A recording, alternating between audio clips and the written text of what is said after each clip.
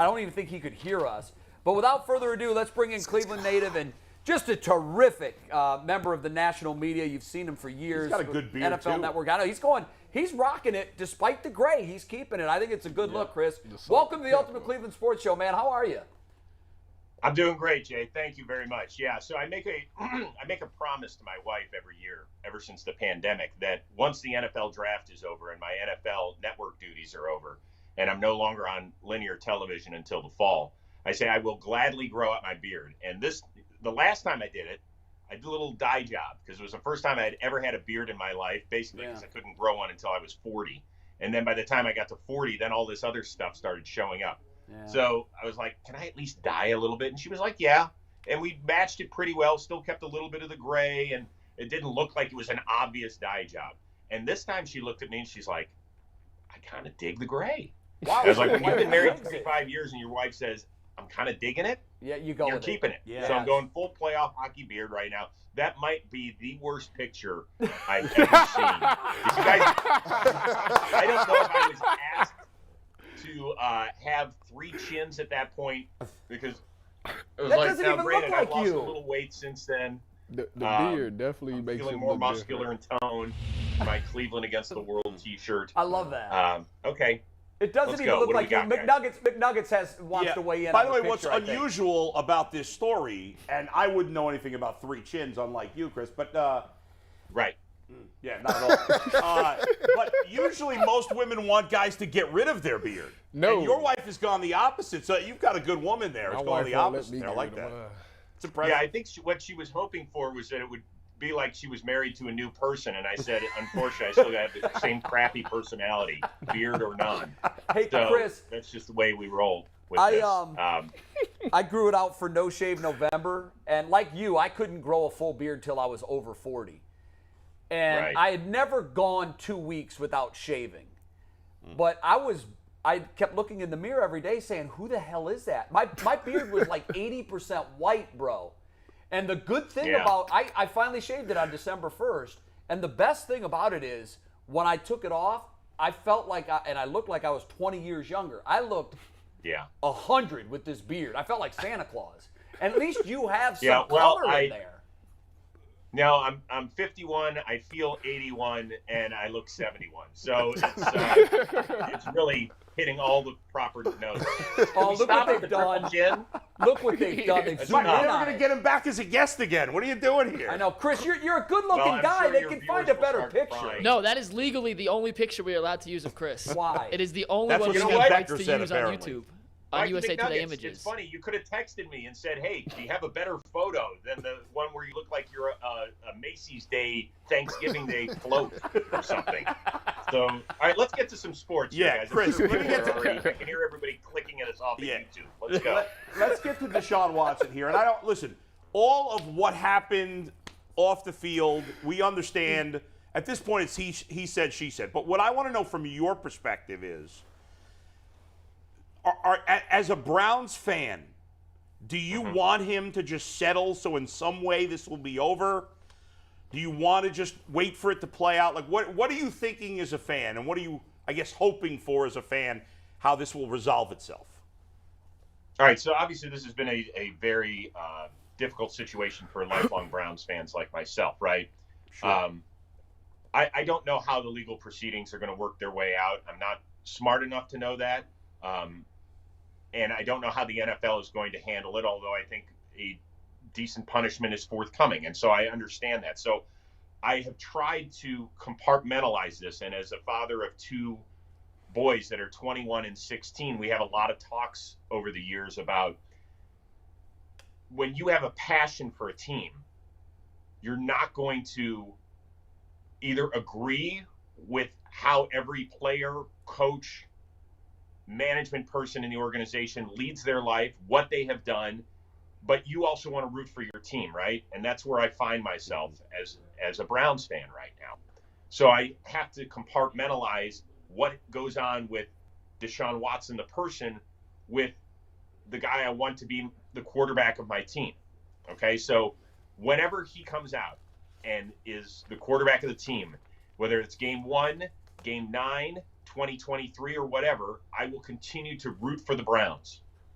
I will continue to root for the team and the guys inside the uniforms. It would be a perfect world if you feel great about the people you're cheering for. Of course. And in some cases, they are wonderful people.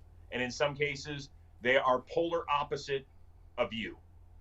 And we don't, when you go into a restaurant, when you go into a hotel, when you go into a movie theater, you don't know the beliefs of every person that owns that place. That's right. Or runs it. Or when you watch a movie, you don't know everything about the actors. You don't know everything about the musicians that you listen to in your car or the concerts you go to. You just want to be entertained and you want to enjoy something. And so that's how I'm dealing with it as a Browns fan. It might not be right for everybody else, but that's how we do it. And I'm constantly checking in with my sons about how they feel when new information comes out about Deshaun Watson. I think that's how you have to handle it as a parent, because it is a constant moving target right now. Well said. Chris, as Deshaun Watson, the player on the field, and the Cleveland Browns on the field, how do you feel about this collective unit? I know the last couple of years we've had Odell Beckham Jr., we've had a lot of different other players who we said, hey, this team has really high hopes. They're going to do this, that, and the third. But when you look at it on paper now, as constituted, do you think this is one of the most talented teams that you've had an opportunity to watch or to see come together as a collective? Yeah, we haven't seen an offense like this heading into a season probably since the mid to late 80s, when it was really – I remember one preseason game. It was probably heading into the year where we lost the drive. I'm going to say that's the year it was. So it was the year after Bernie's rookie year, where we lost the big lead, the 21-3 lead down in Miami. And the next year in the preseason, that's when guys played a lot of preseason snaps. I want to say it was a game against Atlanta. And we looked so good. I remember watching it with my boys from high school. And we were like, holy smokes, like we got something special here, right? And, we had drafted Webster Slaughter, and Reggie Langhorne was young, and we still had Ozzie at the peak of his career, and Mack and Biner were doing their thing, and a really solid offensive line, and Bernie, who wanted to actually play for his hometown team and everything. I was like, this is really going to – but you look at this team, and if and when Deshaun ever gets on the field, when you listen to people that covered him in Houston, he made average receivers outside of D-Hop look really, really good. And so I'm not worried about the wide receiver room. I still think, even though they dropped Hooper, I still like our tight end situation. I would like to maybe see us add a third vet that can help out. The running game is unparalleled, and the offensive line is top 5. So it is an exciting thought process. And to your point, Chris, not only did he not have any top wide receivers besides Hopkins, as you say, he goes from, you talk about this great running game. In Houston, he never had anybody. And their offensive line, for the most part, especially the last few years there, was terrible. Yeah. He's got the weapons. Huge upgrades. It is. He made, listen, Will Fuller was a first-round pick, but he was an every other game guy. He missed a ton of time. Yep. He never had a stud tight end. You mentioned, the running game was never great. He turned guys like Kiki Cutie into decent ball players. Yeah. So yes, he is a very, nobody's debating how good a quarterback talent-wise. Like, he is, on a good year, he's a top 5 or 6 quarterback. On a bad year, he's still probably top 11. Yeah, and if he makes good average players good players better, he's going to make some of the great players that the Browns have on this offense, he's going to turn them into household names. Like, everybody knows our running backs, but I think, to your point, he's got one really good wide receiver, but I'm not worried as much about the wide receivers because of who's throwing the football. He's going to throw them open and find them open. Yeah. Chris, I'm asked this all the time, and I'm sure you are too, being a Cleveland sports guy. Which team would it mean most to you for them to win a championship? Obviously, we had the Cavs title in 2016, but are you more a Guardians, Indians guy? Are you more Brown? Like, which one would be the pinnacle for you? Well, I would say Browns, because when I was growing up, Jay, much like you, that was the team. Mm-hmm. And I try to tell everybody, like, in the 1980s, they were great. they were like one of the elite teams in the NFL, and people look at me like, "Are you sure?" I'm like, of course I'm sure. I went to all the games. Yes. From 1978 through 1995, and back then, not every game was on TV. Right. Like, there were blackouts back then. A lot of them. I missed one game either in person, on TV, or on radio on the rare occasion that I didn't go to a home game and it got blacked out. And that's because I had to fly to a funeral. It was a game that we ended up beating the Buffalo Bills where Webster Slaughter got kicked out of the game. Not that I remember much about it, but so, yeah, I mean, it would be that. I've had the good fortune or maybe misfortune of being at the Drive. I've been at the Shot. I was at all the games, obviously the 2016 World Series covering it. And then when we finally won something, it was on Father's Day in 2016. We had a big party over here. And I remember hugging my sons. The oldest one was just shy of 16. The younger one was 10. And I was like, savor this. Yeah. Like, I'm in my mid-40s and finally winning something. You damn well better appreciate this every day. Like, you might not get another one. Yeah. So please soak this one in. Enjoy it. Yeah, same experience for me. Speaking of the Cavaliers, since Doherty and Price and those guys, it's basically, with one rare exception a while ago, it's basically been LeBron were great, no LeBron were terrible. Last year was the first year in forever that didn't fit into that category, and it feels like with all this young talent that they're on the upswing. How high they can get, time will tell. Obviously, the season ended in disappointment, a lot of injuries. But did you really enjoy watching this season? So different than many others for the Cavs in recent years? Yeah, it was great. And we've been through a lot of, I'm not even going to say the four-letter word, the last few years. Yeah. But we have trudged through in Roseville out here. My son's born and bred in Los Angeles, but they are Cleveland sports through and through. So even through all this stuff, we have watched a lot of bad basketball since LeBron left the second time. We don't just turn it off because they suck. Yeah. I was like, this is a character builder. This is where I've always said Cleveland sports fans are 90% scar tissue. I was like, this is where it builds up. So this season was remarkable. They were fun to watch. They were elite defensively during the regular season until our two big guys got injured. I like the plan. I think JB Bickerstaff, I like the way he coaches a team emotionally. Yeah. I wish Ty Lue would send him some plays to draw up out of timeouts because Ty was great at that. I think we missed that an awful lot. But I think Garland is fantastic. He's like, talent-wise, he's Kyrie light, and I don't mean that in a negative way. I think Kyrie's one of the most skilled players that we've ever seen in this game. So I think they are really, really close to being in the thick of that Eastern Conference, and that is a good conference. And it feels like they all want to be here. Now, maybe they don't, who knows? But they all feel like it feels like they all like playing together and playing here. Mm-hmm. And obviously to the fans, that means a lot. We'll see if it ends up being true, but it feels that way right now. Totally. Yeah. And you want, like, one of my favorite things in sports is when guys from other teams in the same city rally around those teams because they're not from Cleveland. Most of the guys that play for a Cleveland sports team aren't from Cleveland. Like last night, Ronald Acuna Jr., who's one of the stars of the Atlanta Braves, has a multi-homer night, and he does the whole shout-out to Trae Young with his ice tray move. Right. And, he does it doesn't look as good on a 51-year-old man who just looks like he's cold when he's doing this. But, I love it that they've got that connection. I loved it when Joe Hayden used to go up when the Cavs were in the lottery every year and be a part of that.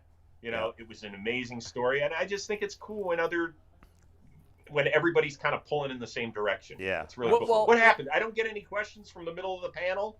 I get to deal with the outside guys here. Am I that scary? It was some magic happening. No, what? I'm going to peel back the curtain. So here's what happened, bro. Tyvis couldn't go the 2 hours without going to the bathroom. And he's the youngest guy on here. He had to peel away to go to the bathroom. So he's been gone for 3 minutes. Yeah.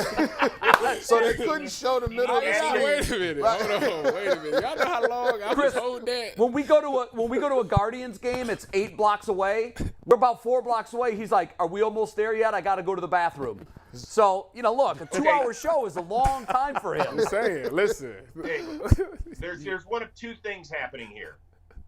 You're either 8 years old and you haven't told us, and I got to pull the car over for you again, or you're pregnant. Those are the only 2 possibilities here. Well, his wife just did give birth. Right.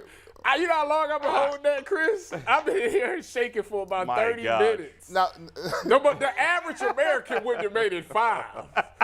So 30 minutes. So let me get this straight. Yeah. So you were like, when is Chris Rose coming on so I can take the segment off? Is that really I gotta what go it's come so down bad. to? Well, look, now You know what? He played in the NFL. I mean, he was out on the field for 3 hours. Tyvus, now it's your turn to ask Let's a go. question. Listen, Now You that you're gotta ask back. one. I don't see the question. Problem is I don't know what was asked. Okay, my question is this. My question is: so say the Browns don't have a great season. Say they finish 500. Do you think Kevin Stefanski should be on the hot seat? No, absolutely not. No. We've gone down that road. Ooh, that's a pain Everything look. that. Yeah, it just is, right? I mean, we're a franchise that was changing head coaches like most people change T-shirts. Like, that is not the way to roll. I feel like we've got the right guys on the sideline and in the front office making decisions. There is a ton of talent here. Obviously what Stefanski did in 2020 was nothing short of remarkable.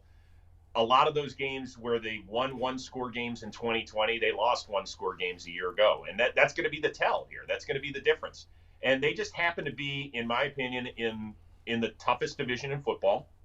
Kind of sucks. Well, all right, second toughest. I guess I would say the AFC West, just because Quarterback they have heaven. more proven quarterbacks there. But this division is very close. I mean, the Bengals lost the Super Bowl by less than a score. Yeah. And they only finished 2 games ahead of the team that finished in 4th place. There was no other division quite like it in the NFL. Yeah. So the Browns have got to go. The minimum they can go is 3-3 in the division. 4-2 would be amazing, and take care of business elsewhere. But I would not put Stefanski unless it just totally unravels and they go 3-14 or something, and you're hearing bad stuff out of the locker room. But I can't see that happening. Chris, you have another question for my middle panelist. This is Great, thank you. Go ahead. This is G. The Bush. delegate from Delaware. Yes. Now I got it. So we're gonna press you a little bit here, right? See, these guys give you the fluff questions and all this food. They talk about what you're eating for dinner and all that. So let's get. So We Too much. If you knew, and you had a crystal ball, and you knew, say for instance, Deshaun Watson was getting suspended for a year, doesn't play at all this year, would you take Baker Mayfield 5th year, knowing that what you know, or would you say, I'm cool, I'll still make the move for Deshaun Watson? Which one would you take? Well, I don't think that. Listen, I'm a guy that deals in reality. So, is there a possibility that Deshaun Watson could get suspended an entire season? I mean, it's possible. Anything is on the table with the league at this point. I just read right before I came on here that the Browns have excused Baker from the mandatory minicamp, and that's fine. Makes sense. I do think one play that has to literally be in their back pocket at this point is if they do find out over the next month or whatever that they're going to be without Deshaun Watson for a considerable amount of time. And once again, I don't know if that's 8 games. I don't know if it's a full season. I have no idea what it is. But if it's a substantial amount of time, I really believe it would be smart for both the organization and Baker Mayfield to get in a room and sit down and talk things out, because the team would need him. I know they brought in Jacoby Brissett. He is not nearly as good as Baker Mayfield. If this team does have Super Bowl aspirations, which I believe it does, then I think that trying to get on the same page with Baker, and people are going to say, well, Rose, shut your mouth. There's no way Baker would do that. Well, hold on here a second. Baker Mayfield, last time I checked, does not have Tom Brady's resume. Okay? He is at a critical juncture in his career. Baker can either self-evaluate and say, listen, I have been good when I've been healthy. I have been a key component of a team that broke a playoff drought, but then I've also been at the low where I've been maybe not told everything that I should have been. Maybe there was a miscommunication on all this sort of stuff. But I need to do this for me. Guys, Jimmy Garoppolo watched the San Francisco 49ers trade 3 first-round picks for a kid that played at North Dakota State. Yeah. They were in the same quarterback room. Did you hear a peep out of Jimmy Garoppolo? No, because one's an adult and one's a child, Chris. That's the problem. That's Okay, the problem. okay. So the whole point is, Yeah. I understand that. Yeah. But Baker Mayfield has to do what's right for Baker Mayfield. Yes. And it's not getting dragged kicking and screaming on his way out of Berea. That's not the answer for him. So, The Chris, answer is, go ahead. yes. Finish that point. Because you might. Yeah, the answer is show who you are, that you can be the leader of a team, that you know it's a one-year deal where you're going to get paid almost $19 million anyway. And if you could lead a team to the playoffs or be in there for however many games you have to be until Deshaun Watson's back, great. Go do that for you, man. Go do it for you. Because you know what's not going to work? Sitting in the corner, crying about it, and saying, I got screwed. Because 31 other teams don't give a damn about that guy. True. So that's been my theory. What you just laid out there has been my theory for the entire month that we've been doing this show. And these guys, Chris, have crucified me over and over Because I just don't again. buy I that set Baker's. you up for that. You did set I me just up for don't that. buy that. I didn't In crucify you. theory, Chris is right. What he's saying makes sense, but I still will never be convinced until it happens Chris that started- Baker will show that maturity to do that. But Chris started his answer the same way I've started mine. There have been plenty of instances in the history of the NFL where quarterbacks and teams that haven't seen eye to eye have done the professional thing, which is their job. And here's the thing. yeah. Chris started it by saying the Browns and Baker Mayfield need to get in a room and figure this out. Because they both, if there's a long suspension, they both need each other. I get the it. I Browns get what you need guys say, Baker but- Mayfield, and Baker Mayfield needs a team. I get it. I understand what you guys are saying. keep In saying he's rational not world, it mature makes enough to sense. do I have that. no reason to believe he will show that kind of maturity. I don't know why you Dude's don't still think proven that. otherwise. Well, if he has any aspirations of playing again in the NFL, he will Why? definitely Because show eventually that he'll Well, get traded and somebody else will Chris, give him a chance. Chris said he's not Tom Brady. And that's what I said yesterday. get I it. said But he doesn't thinks have, he's Tom Brady. No, he doesn't. He doesn't think No, he's he Tom doesn't. Brady. Hey, He Maybe knows not what Tom he Brady. is. All right, Tom Brady a little too far. Yeah. No. Yeah. He knows he's not Tom Brady. He knows that. He thinks he's He better wants than to he be is, though. Tom. I think. But you know what? He's good. He is a good quarterback. Once again, I gave you the parameters of where I thought Deshaun Watson fell when he hits his ceiling and when he hits his floor in a given year. Yeah. For Baker, when he hits his ceiling, he's about top 12. When he hits his floor like he did last year, he's about 21, right? If you're to line up the 32 starting quarterbacks. I think that's as of dead right on. now, that's where he is. Yep. And he might not think that. He might slide himself higher, and his floor would be higher as well. But at some point, somebody's got to sit him down and say, you're at your best when nobody believes in you. And that is right now. But you are going to have to swallow some pride and go back to the team that is paying you right now. Right. Because even if he gets released right now, Yeah. is he going to be in a better situation Probably than not. possibly starting half of the season for the Cleveland Browns? No, but if he Right were going to, now. but if he were going to do that, Chris, and show that maturity, wouldn't he come to OTAs? No. I don't think. I think both sides probably got together on this one and said it doesn't help either side right now because they don't know the penalty that Deshaun is facing. What about if If this they still knew drags it- to training camp? Does he Well, show up that's at going to training be a camp? problem then. Yeah, Then that's I gonna think be a so problem. too. They've got- That's when they have to deal with it. Right. This is kind That's of when breaking it becomes news. a problem. It's not missing a few OTAs. Coaches Yeah. can say as much as they want, hey, man, we need everybody here. We want it. Yeah. No. I can't tell you who was at OTAs and who wasn't last year. Right. I sure as hell can tell you who won the Super Bowl. But it becomes the elephant in the room once training camp starts. Now, I'm gonna give you this, Jay. Yes. This is breaking news. I'm gonna tell you this. I'm gonna be honest. Breaking news cart. Give me that breaking news card, bro. give me that. Give me With that no- together. with no With no music on music it. underneath it. Crickets. I think for me, I'm gonna change my mind about something. Uh-oh. Oh, I'm man. gonna change my mind. Now I got a caveat. So wait, Chris presents the idea and it's good, but Jay's been presenting for a month and it sucks. No, well, here's what we're on. Breaking news. Baker Mayfield will be the 10th best quarterback in the AFC. They're not winning the Super Bowl with him. We've already established G. Bush has come around to something. If Deshaun Watson is suspended for an entire year, Right? I am on board with Baker Mayfield being quarterback. Finally. But if it's 8, I'm not doing it. If 6, I'm not doing it. If 4. Yeah, but Chris, 8 might as well be a year because if it's 8, doesn't it feel like that the season's over at that point? I mean, I don't know what they can do. They're not without making him the for 8 playoffs if games. Watson is suspended. I don't think they Probably are. not. I don't think they are. It's Chris, a year. what's your thought? I'm doing it.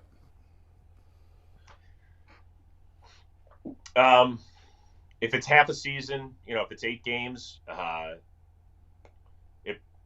my guess is that it probably wouldn't be worth it for the franchise to go through it because if they go 6-2 in those 8, you know how everybody's going to react. Oh, man, you talk about a nightmare.